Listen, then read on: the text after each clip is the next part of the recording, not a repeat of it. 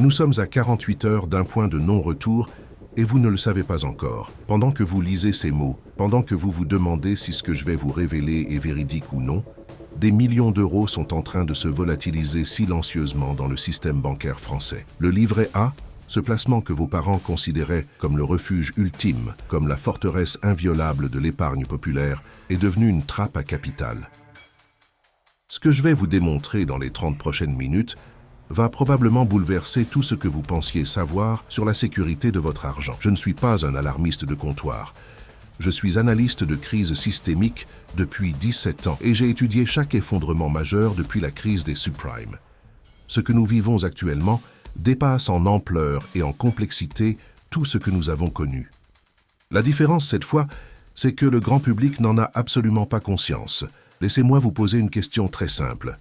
Savez-vous réellement où se trouve votre argent en ce moment précis? Non. Je ne parle pas de la banque dont le nom figure sur votre application mobile. Je parle de l'endroit physique, concret, où reposent vos économies. La réponse va vous glacer le sang. Votre argent n'existe pas, pas au sens où vous l'imaginez. Les billets que vous croyez avoir sur votre livret A ne sont que des écritures comptables, des chiffres dans une base de données qui repose sur une promesse devenue extrêmement fragile. Cette promesse, c'est celle que l'État français pourra toujours honorer ses engagements. Or, nous approchons du moment où cette promesse va être mise à l'épreuve d'une manière que personne n'anticipait vraiment. Regardons les chiffres que les médias grand public évitent soigneusement de mettre en perspective. La dette publique française a franchi le seuil des 3 000 milliards d'euros. 3 000 milliards. Pour vous donner une échelle compréhensible, cela représente 45 000 euros par habitant, nourrisson inclus. Mais ce n'est pas le montant absolu qui devrait vous terrifier, c'est la vitesse d'accélération.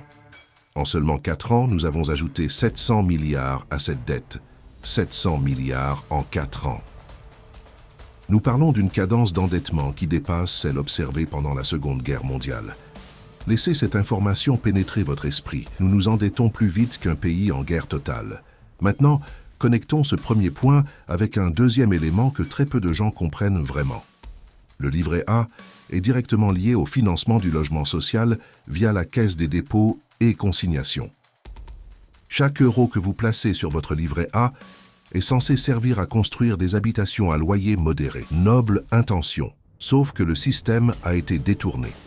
La Caisse des dépôts utilise désormais massivement ces fonds pour acheter de la dette souveraine française. En termes clairs, votre épargne sert à financer le déficit budgétaire abyssal de l'État. Vous êtes devenu, sans le savoir, le créancier d'un État qui ne peut plus rembourser ses dettes qu'en s'endettant davantage. C'est la définition précise d'un schéma de Ponzi institutionnel. Mais attendez, parce que ce n'est rien comparé à ce que je vais vous révéler dans la suite de cette analyse. Il existe un mécanisme légal, parfaitement documenté, qui permet à l'État français de puiser directement dans l'épargne des citoyens en cas de crise majeure. Ce mécanisme s'appelle la contribution exceptionnelle sur les hauts patrimoines, mais il peut être étendu et modulé par simple décret en période d'urgence économique. L'histoire récente nous a montré à Chypre en 2013 comment un État peut, du jour au lendemain, prélever 10% des dépôts bancaires pour sauver son système financier. Vous pensez que cela ne peut pas arriver en France? Détrompez-vous. Les textes juridiques sont déjà en place. Ils attendent simplement le bon prétexte. Janvier n'a pas été choisi au hasard dans mon alerte. Il y a une raison technique précise pour laquelle ce mois représente une fenêtre critique. Les banques françaises doivent présenter leur bilan consolidé avant la fin du premier trimestre. Or, plusieurs établissements majeurs sont assis sur des portefeuilles obligataires qui ont perdu entre 20 et 30% de leur valeur depuis le début du cycle de hausse des taux directeurs de la Banque centrale européenne. Ces pertes sont pour l'instant considérées comme latentes, c'est-à-dire qu'elles n'apparaissent pas dans les comptes tant que les obligations ne sont pas vendues. Mais si une panique bancaire se déclenche, si les retraits massifs commencent, ces banques seront forcées de liquider ces actifs à perte. C'est exactement ce qui a tué Silicon Valley Bank aux États-Unis. Le même scénario peut se reproduire ici, amplifié par la fragilité structurelle du système bancaire européen. Parlons maintenant d'un sujet que les analystes mainstream refusent d'aborder frontalement parce qu'il remet en question le dogme de la stabilité européenne. La Banque centrale européenne est piégée dans un dilemme insoluble. D'un côté, l'inflation réelle, celle que vous ressentez dans votre panier de courses, reste obstinément élevée malgré les chiffres officiels qui tentent de vous convaincre du contraire. De l'autre côté, l'économie européenne est au bord de la récession, avec une Allemagne en contraction industrielle et une France qui survit artificiellement grâce à la dépense publique effrénée. Christine Lagarde doit choisir entre combattre l'inflation en maintenant des taux élevés, ce qui étrangle l'économie réelle, ou baisser les taux pour relancer la croissance, ce qui alimenterait une nouvelle flambée inflationniste. Il n'y a pas de bonne solution. Nous sommes dans ce que les économistes appellent une stagflation, ce cauchemar des années 70 qui détruit simultanément la valeur de l'argent et la capacité de production. Dans ce contexte macroéconomique délétère, votre livret A devient un piège mortel pour votre patrimoine. Regardons les chiffres froids. Le taux de rémunération actuel du livret A est de 3%. Cela semble acceptable au premier regard, surtout comparé aux années de taux zéro que nous avons subies. Mais c'est une illusion comptable. L'inflation réelle, celle que vous subissez quotidiennement, oscille entre 5 et 7% selon les postes de dépenses. Votre nourriture a augmenté de 12% en 2 ans. Votre énergie a doublé dans certains cas. Votre assurance habitation a bondi de 30%. Donc, quand vous placez 100 € sur votre livret A pendant 1 an, vous récupérez 103 € nominaux. Mais le pouvoir d'achat réel de cette somme a diminué à 95 €. Vous perdez 5% de votre capital par an, tranquillement, silencieusement, légalement. C'est une confiscation par l'inflation, la plus ancienne méthode qu'utilisent les États pour appauvrir leur population sans déclencher de révolte immédiate. Mais ce n'est rien à côté de ce que je vais vous montrer dans la deuxième partie de cette analyse. Il existe un scénario de plus en plus probable, selon les modèles que nous utilisons en analyse de risque systémique, où le livret A pourrait être purement et simplement gelé pendant une période indéterminée. Cela vous paraît impossible. C'est pourtant arrivé en Grèce en 2015, quand le gouvernement d'Alexis Tsipras a imposé un contrôle des capitaux limitant les retraits à 60 € par jour. Les Grecs se sont réveillés un matin en découvrant que leur argent était prisonnier du système bancaire. Pendant des semaines, ils faisaient la queue devant des distributeurs vides pendant que leur épargne fondait à vue d'œil à cause de la dévaluation et des prélèvements forcés. Vous pensez que la France est trop grande, trop importante pour subir un tel sort? C'est exactement ce que pensaient les Grecs, ce que pensaient les Chypriotes, ce que pensaient les Argentins avant chaque crise. L'hubris nationale ne protège pas contre l'arithmétique implacable de la dette insoutenable. Analysons maintenant un élément que peu de gens comprennent vraiment concernant la garantie des dépôts.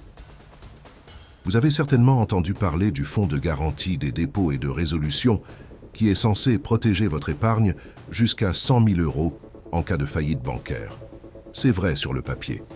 Mais regardons la réalité des chiffres. Ce fonds dispose d'environ 6 milliards d'euros de réserve. 6 milliards. Savez-vous combien représentent les dépôts bancaires totaux en France? Plus de 2000 milliards d'euros. Faites le calcul. Le fonds de garantie couvre exactement 0,3% des dépôts totaux. Si 2 banques moyennes font faillite simultanément, le fonds est épuisé, complètement sec. La suite, c'est l'État qui doit intervenir, c'est-à-dire vous, le contribuable, qui devrez renflouer le système avec vos propres impôts pour récupérer votre propre argent. C'est un tour de passe-passe comptable d'une perversité absolue. Maintenant, permettez-moi de vous emmener plus profondément dans le terrier du lapin. Il y a une raison pour laquelle les banques centrales du monde entier, y compris la BCE, expérimentent frénétiquement les monnaies numériques de banque centrale. Ces MNBC, comme on les appelle dans le jargon, ne sont pas simplement une version digitale de l'euro. Elles représentent un changement de paradigme complet dans la relation entre vous et votre argent. Avec une monnaie numérique de banque centrale, chaque transaction que vous effectuez sera traçable, surveillée, analysée. Mais plus terrifiant encore, votre argent pourra être programmé. Programmé. Imaginez un instant que l'État puisse décider que les euros numériques sur votre compte ne peuvent être dépensés que pour certaines catégories de biens, ou doivent être utilisés avant une certaine date sous peine d'expiration, ou peuvent être automatiquement prélevés pour payer vos impôts sans votre consentement explicite. Ce n'est pas de la science-fiction dystopique. Les protocoles techniques sont déjà en développement. La Chine teste déjà ce système à grande échelle avec son yuan numérique. L'Europe suivra. Et votre livret A sera l'une des premières portes d'entrée vers ce système de contrôle total. La question que vous devez vous poser maintenant, celle qui déterminera votre survie financière dans les mois à venir, c'est celle-ci. Comment protéger votre capital quand le système lui-même est devenu le danger? Attendez, ne sautez pas vers des conclusions hâtives. Je vais vous donner la réponse complète, mais vous devez d'abord comprendre l'ensemble du paysage de menaces, sinon vous risquez de sauter de la poêle dans le feu. Beaucoup de gens, paniqués par ce qu'ils commencent à percevoir, se ruent vers des solutions qui sont en réalité des pièges encore plus dangereux que le livret A. Prenons par exemple l'assurance vie, ce placement préféré des Français, ce monument de l'épargne nationale. 8 sur 10 de vos voisins ont une assurance vie. Ils croient leur argent en sécurité. C'est une erreur potentiellement catastrophique. Les contrats d'assurance vie en euros, ces fameux fonds garantis, sont massivement investis dans des obligations d'État et des obligations d'entreprises européennes. Nous revenons au même problème fondamental. Votre argent finance de la dette qui ne sera jamais remboursée dans sa totalité. Pire encore, les assureurs ont le droit inscrit dans les contrats que personne ne lit jamais, de limiter ou différer les rachats en cas de mouvement de panique. Ils appellent cela pudiquement des clauses de sauvegarde. En termes clairs, si tout le monde veut retirer son argent en même temps, l'assureur peut vous dire non. Votre contrat se transforme en prison dorée. Vous voyez le chiffre sur votre relevé, mais vous ne pouvez pas y toucher. C'est exactement ce qui s'est passé avec plusieurs compagnies d'assurance lors de crises précédentes. Certains se tournent vers l'immobilier en pensant que la pierre est éternelle. C'est vrai, les bâtiments ne disparaissent pas du jour au lendemain. Mais la valeur de ces bâtiments, elle, peut s'effondrer brutalement. Regardez ce qui se passe actuellement sur le marché commercial. Les bureaux dans les centres-villes perdent entre 30 et 50% de leur valeur à cause du télétravail structurel. Les centres commerciaux sont ravagés par le commerce en ligne. Même le résidentiel, longtemps considéré comme totalement sûr en France, commence à montrer des fissures inquiétantes. Les taux de crédit immobilier ont triplé en 18 mois. Les primo-accédants sont évincés du marché. Les transactions s'effondrent.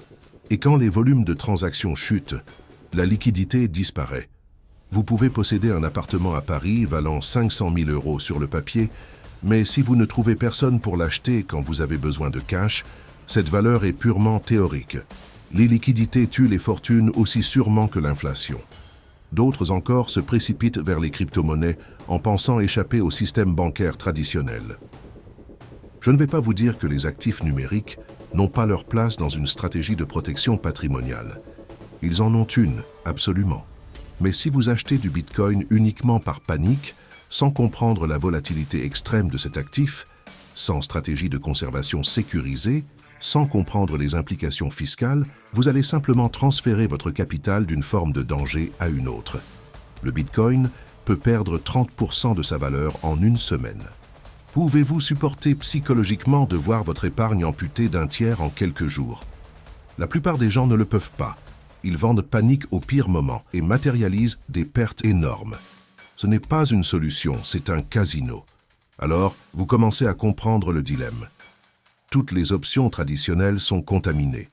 Le système financier est devenu un champ de mine où chaque placement apparent sûr cache un risque systémique.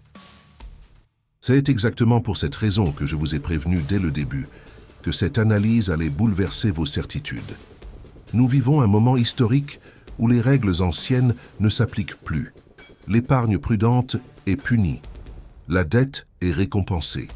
Les États confisquent par l'inflation ce qu'ils ne peuvent plus prélever par l'impôt direct. Les banques centrales impriment de la monnaie par milliers de milliards tout en prétendant combattre l'inflation. Nous sommes dans un théâtre de l'absurde économique. Mais voici où cela devient encore plus troublant. Les autorités financières et les gouvernements savent pertinemment que nous approchons d'un point de rupture. Les documents internes que certains économistes ont pu consulter révèlent que des scénarios de crise majeure sont activement étudiés.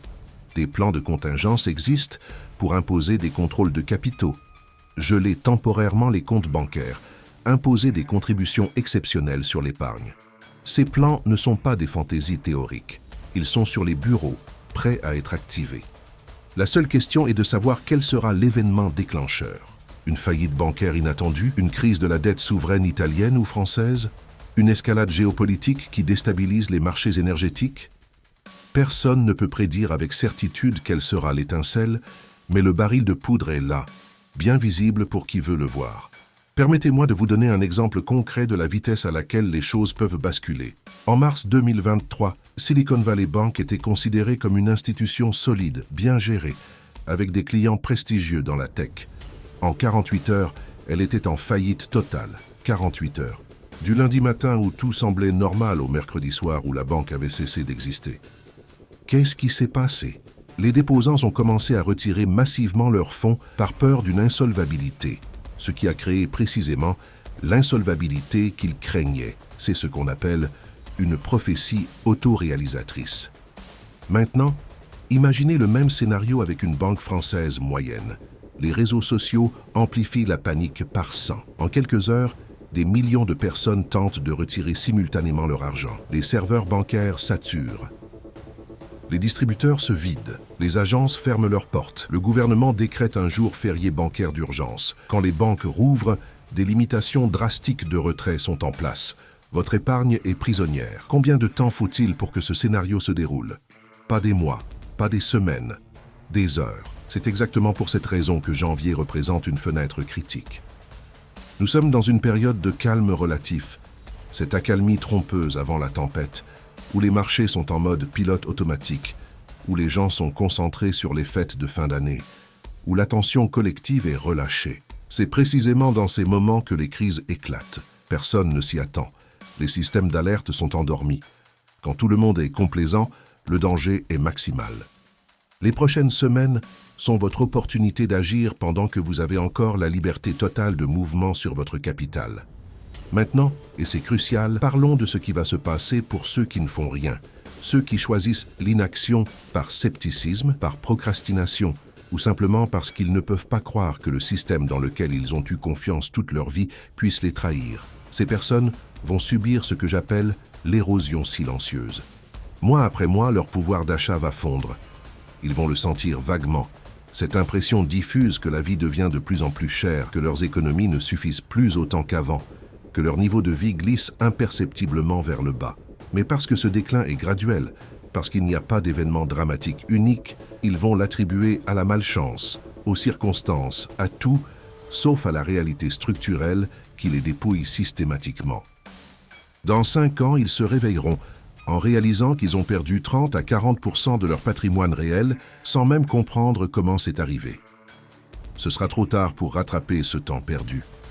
Pour d'autres, ceux qui ont des montants plus importants sur leur livret A et compte d'épargne, le danger est différent et plus brutal.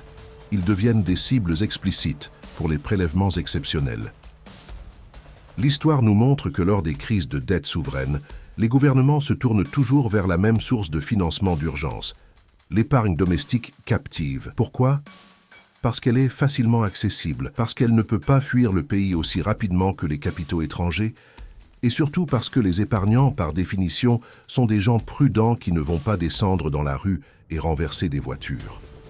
Ils vont protester poliment, peut-être signer une pétition en ligne, puis ils vont accepter la confiscation parce qu'on leur expliquera que c'est pour sauver le pays, que c'est temporaire, que c'est une contribution solidaire, mais l'argent ne reviendra jamais. Il sera dissous dans le gouffre sans fond de la dette publique. Il y a aussi un autre danger dont personne ne parle ouvertement, mais qui est très réel. C'est le risque de cyberattaques massives sur le système bancaire. Nous ne parlons pas de pirates amateurs qui volent quelques cartes de crédit.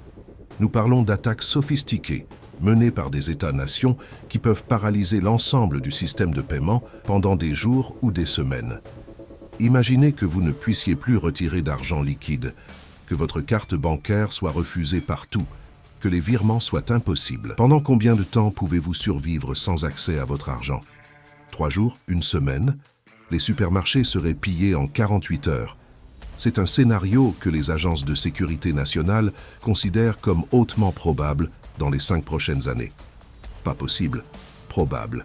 Votre livret A ne vous servira strictement à rien si le système bancaire est hors ligne. Alors voici la question centrale, celle que vous attendez depuis le début de cette analyse. Que devez-vous faire concrètement? Comment pouvez-vous protéger votre capital dans cet environnement toxique où toutes les options semblent dangereuses? La réponse n'est pas simple, parce que si elle l'était, tout le monde le ferait, et les autorités auraient déjà bloqué cette porte de sortie. La solution repose sur un principe fondamental, la diversification géographique et la diversification d'actifs, mais pas n'importe quelle diversification. Une diversification intelligente qui tient compte des corrélations de risque. Première étape, et c'est non négociable, sortez vos liquidités excédentaires du livret A immédiatement. Je ne parle pas de votre épargne de précaution pour les urgences du quotidien. Gardez 2 à 3 mois de dépenses courantes accessibles, mais tout ce qui dépasse ce coussin de sécurité doit être relocalisé, ou certainement pas dans un autre produit d'épargne réglementé française. Pas dans un livret de développement durable, pas dans un plan d'épargne logement, pas dans un compte épargne logement. Tous ces produits souffrent des mêmes vulnérabilités structurelles que le livret A. Vous ne faites que déplacer votre argent d'une poche trouée à une autre poche trouée du même pantalon. La première allocation intelligente consiste à détenir une partie de votre patrimoine en cash physique. Oui, des billets réels, dans un endroit sûr chez vous ou dans un coffre. Je sais que cela semble archaïque à l'ère du paiement sans contact, mais le cash physique est le seul actif qui reste fonctionnel quand tous les systèmes électroniques tombent. Combien? Un minimum de 3 à 6 mois de dépenses essentielles. Pas dans une seule devise, idéalement en euros, mais aussi en francs suisses et en dollars américains. Pourquoi plusieurs devises? Parce que si l'euro entre dans une phase de dévaluation accélérée, vous avez immédiatement accès à des devises qui ont conservé leur pouvoir d'achat. Le franc suisse particulièrement est historiquement un refuge en période de crise européenne. Deuxième allocation, les métaux précieux physiques, or et argent. Attention, je ne parle pas de certificats papier qui prétendent représenter de l'or. Je parle de pièces et de lingots physiques que vous possédez réellement, soit chez vous dans un coffre de qualité, soit dans un service de stockage privé sécurisé hors du système bancaire. L'or est la seule forme de monnaie qui a survécu à toutes les crises monétaires de l'histoire humaine. Tous les empires ont vu leur monnaie s'effondrer. L'or est toujours là, conservant sa valeur à travers les millénaires. En période d'inflation galopante, l'or suit mécaniquement la dévaluation de la monnaie. Si l'euro perd 50% de son pouvoir d'achat, le prix de l'or en euros double approximativement. C'est une protection automatique. Quelle proportion de votre patrimoine devrait être en métaux précieux? Entre 10 et 30% selon votre profil de risque et votre horizon temporel. Troisième allocation, et celle-ci va surprendre beaucoup de gens. Ouvrez un compte bancaire dans une juridiction stable hors de la zone euro. La Suisse reste une option, malgré l'érosion progressive de son secret bancaire sous la pression internationale. Singapour également. Certains pays scandinaves, comme la Norvège, offrent une excellente stabilité. L'objectif n'est pas l'évasion fiscale, soyons très clairs. Vous déclarez ces comptes à l'administration fiscale française comme la loi l'exige. Mais vous créez une séparation géographique entre vous et un système financier européen de plus en plus fragile. Si le système bancaire français impose des contrôles de capitaux, votre compte à Zurich ou à Singapour reste accessible. Vous conservez une porte de sortie. Quatrième allocation, les actifs numériques, mais avec une stratégie claire. Le Bitcoin n'est pas un placement spéculatif dans ce contexte. C'est une assurance contre l'effondrement du système monétaire fiduciaire. Allouez entre 5 et 15% de votre patrimoine dans Bitcoin, en utilisant une méthode d'achat progressif pour lisser la volatilité. N'achetez jamais toute votre exposition en une seule fois. Étalez vos achats sur plusieurs mois. Conservez ces bitcoins dans un portefeuille matériel que vous contrôlez personnellement, jamais sur une plateforme d'échange. Les plateformes peuvent être hackées, peuvent faire faillite, peuvent être saisies par les autorités. Votre portefeuille matériel que vous seul contrôlez est inviolable. Cinquième allocation, investissez dans des actifs tangibles qui conservent une valeur d'usage indépendamment du système monétaire. Des terres agricoles, si vous en avez les moyens, des outils et équipements de qualité professionnelle, des compétences pratiques qui deviennent monnayables en période de crise. Je sais que cela semble extrême, mais nous devons nous préparer à un éventail de scénarios, pas seulement au meilleur cas. Dans un effondrement monétaire sévère, ceux qui possèdent des actifs productifs réels s'en sortent. Ceux qui ne possèdent que des chiffres dans des bases de données sont anéantis. Maintenant, parlons timing. Quand devez-vous effectuer ces mouvements? La réponse est simple et urgente. Maintenant. Pas la semaine prochaine, pas après les fêtes. Maintenant. Chaque jour qui passe est un jour où les conditions peuvent se détériorer. Les banques peuvent imposer de nouvelles restrictions. Le gouvernement peut annoncer de nouvelles mesures de contrôle. Les marchés peuvent s'effondrer et déclencher une panique généralisée. Vous devez agir pendant que vous avez encore la pleine liberté de mouvement sur votre argent. Dans quelques semaines, cette fenêtre pourrait être partiellement ou totalement fermée. Je sais que tout cela peut sembler accablant. Je sais que cela va à l'encontre de tout ce que vous avez appris sur l'épargne prudente. Je sais que votre instinct vous pousse à rester immobile, à attendre de voir ce qui va se passer, à espérer que les choses vont s'arranger d'elles-mêmes. C'est exactement ce sur quoi comptent les autorités. Elles comptent sur votre inertie. Elles comptent sur votre confiance aveugle dans des institutions qui ne méritent plus cette confiance. Elles comptent sur le fait que la majorité des gens ne réagira pas tant qu'il n'est pas trop tard. Mais vous n'êtes pas la majorité. Vous avez écouté cette analyse jusqu'ici, ce qui signifie que vous comprenez qu'il se passe quelque chose de fondamental. Vous sentez le danger, même si vous ne pouvez pas encore le nommer précisément. Cette intuition est précieuse. Elle peut sauver votre patrimoine si vous l'écoutez. Laissez-moi vous donner un dernier élément de perspective. Dans chaque grande crise financière de l'histoire, il y a toujours deux catégories de personnes. Ceux qui ont vu venir la crise et ont protégé leurs actifs, et ceux qui ont refusé de voir et ont tout perdu. En 2008, pendant la crise des subprimes, certains investisseurs ont fait fortune parce qu'ils avaient compris avant tout le monde que le système était pourri. La majorité a perdu la moitié de son épargne en quelques mois. Dans les années 30, pendant la Grande Dépression, ceux qui avaient converti leurs actifs papier en or et en actifs tangibles ont traversé la crise. Les autres ont vu leurs économies détruites. L'histoire ne se répète pas exactement, mais elle rime terriblement. Nous sommes à ce moment charnière maintenant. Vous avez l'information, vous avez la compréhension du danger. La seule question qui reste est celle-ci. Allez-vous agir ? Allez-vous faire ce qui est nécessaire, même si c'est inconfortable, même si vos proches vous traitent d'alarmiste, même si cela demande des efforts et du courage? Ou allez-vous rester passif, en espérant que je me trompe, que tout va continuer comme avant, que les autorités vont miraculeusement trouver une solution? La réalité froide, c'est que votre livret A est une bombe à retardement. Le compte à rebours est lancé. Les signes avant-coureurs sont partout pour qui veut les voir. La dette insoutenable, l'inflation structurelle, les tensions géopolitiques, la fragilité bancaire, les plans de contrôle des capitaux. Tout converge vers un point de rupture. Ce point peut survenir dans 3 mois, dans 6 mois, dans 1 an. Personne ne peut prédire la date exacte, mais ce qui est certain, c'est qu'agir après le déclenchement de la crise est trop tard. Les portes se ferment, les options disparaissent. Vous devenez prisonnier du système qui s'effondre. Je vais être brutalement honnête avec vous pour conclure. Une partie des gens qui écoutent cette analyse vont me traiter de catastrophiste irresponsable. Ils vont continuer leur vie exactement comme avant. Dans quelques mois ou quelques années, quand ce que j'ai décrit ici deviendra une réalité tangible, ils comprendront. Mais il sera trop tard pour eux. Une autre partie va comprendre la gravité de la situation, mais va procrastiner, trouvant toujours une excuse pour repousser l'action au lendemain. Le résultat sera le même, des pertes catastrophiques. Mais une petite minorité, peut-être vous, va non seulement comprendre mais agir immédiatement et méthodiquement. Vous allez restructurer votre patrimoine pour le rendre antifragile. Vous allez créer des redondances, des options de sortie, des actifs décorrélés du système financier traditionnel.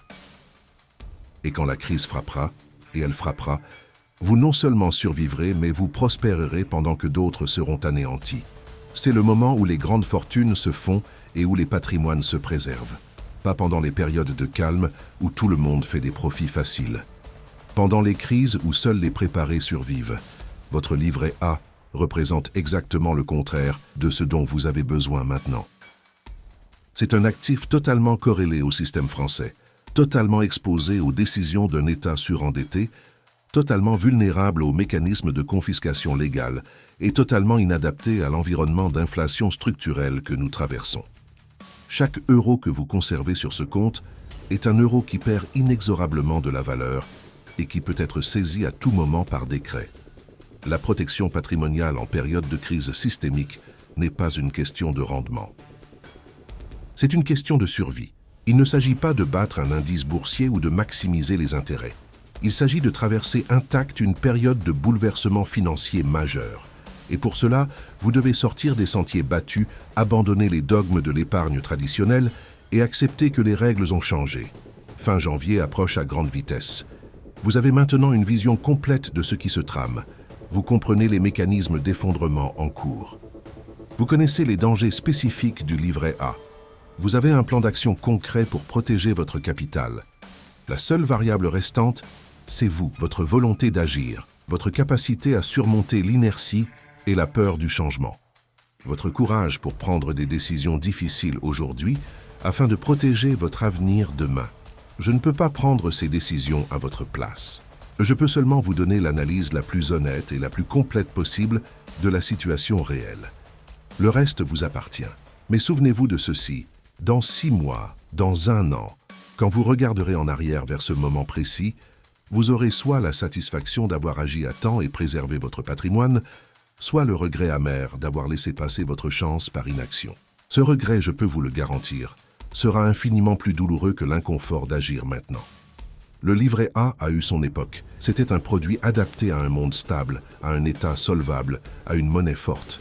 Ce monde n'existe plus. Continuer à agir comme s'il existait encore est une forme de déni qui coûtera très cher à ceux qui s'y accrochent. La lucidité est douloureuse, l'action est difficile, mais la survie patrimoniale n'a pas d'autre prix.